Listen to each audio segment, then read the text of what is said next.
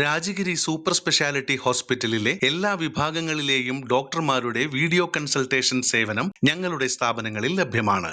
Labs MHL. മാനവകാരുണ്യ സംഘം ഓണാഘോഷം സംഘടിപ്പിച്ചു. എടവിലങ്ങ് ജീവകാരുണ്യ പ്രവർത്തന മേഖലയിൽ 35 വർഷമായി സജീവമായി പ്രവർത്തിക്കുന്ന മാനവകാരുണ്യ സംഘം വിധവകൾക്കും നിർധനരായവർക്കും ഓണപ്പുടവ നൽകിയും പച്ചക്കറി കിറ്റ് വിതരണം നൽകിയും ഓണാഘോഷം സംഘടിപ്പിച്ചു. കാര സെന്റ് ആൽബന LP സ്കൂളിൽ നടന്ന ചടങ്ങ് ഇടി ടൈസ് മാസ്റ്റർ MLA ഉദ്ഘാടനം ചെയ്തു. പ്രശസ്ത സിനിമാ തിരക്കഥാകൃത്ത് KR സുനിലിനും ജീവകാരുണ്യ പ്രവർത്തകൻ ഹംസ കൊണ്ടമ്പുള്ളിക്കും ചടങ്ങിൽ ആദരവ് നൽകി. മാനവകാരുണ്യ സംഘം സെക്രട്ടറി താരജ് സ്വാഗതം പറഞ്ഞു.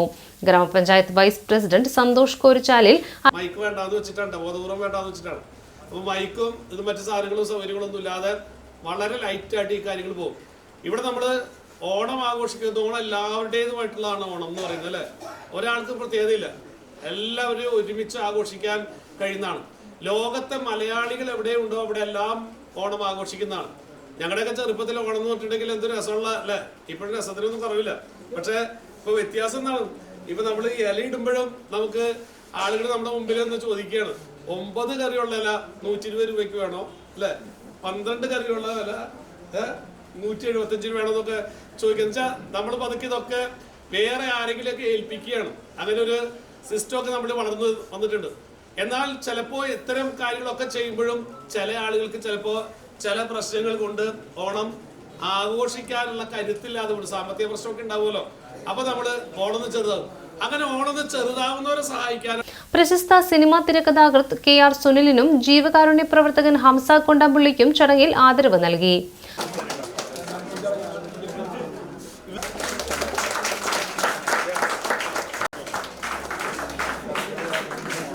മാനവകാരുണ്യ സംഘം സെക്രട്ടറി താരജ് സ്വാഗതം പറഞ്ഞു. ഗ്രാമപഞ്ചായത്ത് വൈസ് പ്രസിഡന്റ് സന്തോഷ് കോരിച്ചാലിൽ അധ്യക്ഷത വഹിച്ച ചടങ്ങിന് മാനവകാരുണ്യ സംഘം ട്രഷറർ MS വിനയൻ നന്ദി പറഞ്ഞു.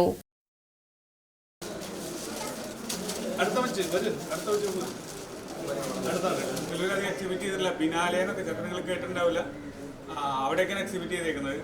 അപ്പോൾ ആ സീരീസുകളൊക്കെ പലപ്പോഴും വന്നേക്കുന്നത് തീരദേശത്തു നിന്നാണ്. ഈ പൊന്നാനി അല്ലെങ്കിൽ മട്ടാഞ്ചേരി, നമ്മളെ ഈ തീരദേശങ്ങൾ. ഈ തീരദേശം പ്രത്യേകിച്ച് കാര എന്നെ സംബന്ധിച്ച് വളരെ പ്രധാനപ്പെട്ട ഒരു പ്രദേശമാണ്. ഞാൻ കുട്ടിക്കാലത്ത് തുടങ്ങി സിനിമ കണ്ട് തുടങ്ങിയത് ഈ മേരിമാതയിലാണ്. അതുമാത്രമല്ല തീരദേശത്തെ പല അറിവുകൾ, അത് പുസ്തകത്തിൽ നിന്നല്ലാത്ത ചില അറിവുകളുണ്ട്. അതായത് ഒരു ഉദാഹരണം പറയാം. ഞാൻ ടൈസൺ മാഷൊക്കെ അടക്കം വളരെ സജീവമായിരുന്ന ശാസ്ത്രീയ പരിഷത്തിൻ്റെ ഒരു പ്രവർത്തകനായിരുന്നു ഞാൻ ചെറിയ കുട്ടിയായിരുന്നപ്പോൾ.